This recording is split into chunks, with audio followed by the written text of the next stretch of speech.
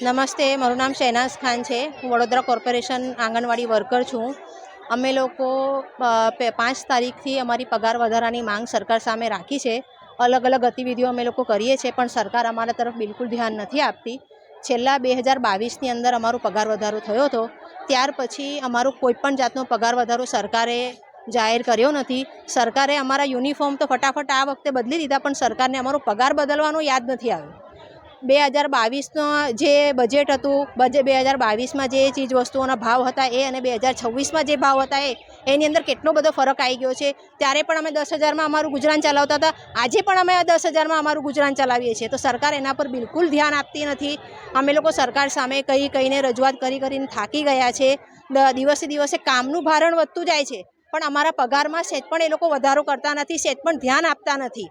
આપણું ગુજરાત રાજ્ય નારી શક્તિ માટે ખૂબ જ પ્રખ્યાત છે। એમનું ખૂબ સારું વર્ચસ્વ છે આખા ભારતની અંદર, પણ આ જ ગુજરાત આપણા રાજ્યની અંદર નારીઓની શું હાલત છે, વારે ઘડીએ અમે અમારા હક માંગવા પડે, અમારા માટે ખૂબ જ શરમની વાત છે।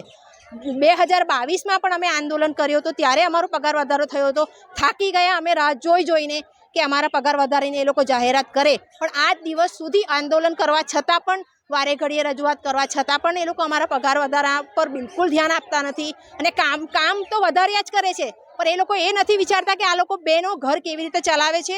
અમારી ઘણી બધી બહેનો એવી છે કે જે વિધવા છે, ઘણી બધી બહેનો એવી છે કે જે લોકો પાસે પોતાનું મકાન નથી, એ લોકો ભાડું ભરીને રહે છે। તો આજે મિનિમમ ભાડું તો 5,000 હોય જ છે ને, તો બહેનો પોતાનું ઘર 5,000માં કેવી રીતે ચલાવે, સરકારે એ વિચારવું જોઈએ। તો સરકારશ્રીને અમારી વિનંતી છે કે દરેક પ્રાઇવેટ સેક્ટરની અંદર પણ એક વર્ષની અંદર પગાર વધે જ છે।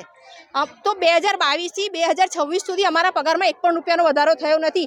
અગર 10%ના પ્રમાણે પણ અમારો વધારો થયો હોય તો આજે 2026માં અમારો પગાર 16,000 હોવો જોઈએ, એ નથી। પણ હવે અમારો પગાર અમે 18,000ની માંગણી કરીએ છીએ। સરકારને અમારી નમ્ર વિનંતી છે કે અમારી માંગણીઓનો સ્વીકાર કરે અને ફરી પાછી અમે અમારા કામ પર ચડી જઈએ, એ કરવા માટે અમને સપોર્ટ કરે, નહીં તો આ આંદોલન આગળ જ વધશે। અમે લોકો પાછળ આ વખતે ખસવાના નથી।